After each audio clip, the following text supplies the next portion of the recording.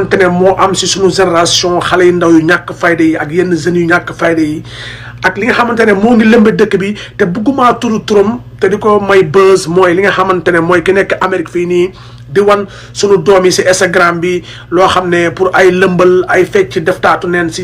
Instagram bi ba nit tax ne waa Sénégal ñi nga xamante ne xamuñu àdduna ñoom ñëpp ñu jug di ko may buzz léegi nga gis ku woote ku nekk Amérique naan ko xamoo diw du ma turu turam parce que su ma turu turam tey xale yi mën nañ dem composé ko bës ne dañ ko bëgg a seetaan am ñoo xam ne tamit ay référence lañ biir Sénégal nekk Amérique di lëmbaloo nit ñi di teg ay son fecckat wala son nangam ne da ngeen lëmbal pour gagner son nangam te gis nga ñun ñu nekk Amérique ñooñu di leen wan ay xottu taat ak ay lu warmaalu di leen ko wan ñun xamuñu ñooñu parce que loolu dafa lamb biir Amérique bii sama kër gi si topp soo demee club fekk kaayu taat neen yi mu ngi fii bari feesu dell ki lay woo di la laaj naan kookoo nga toj dëkk bi yow Sénégal yow lay toj sa bopp parce que Amérique munu fi am lu mat juróom benn vie kenn du ko seetaan Amérique kenn du ko seetaan parce que taluñu ko léegi day dem képp sunu doom yi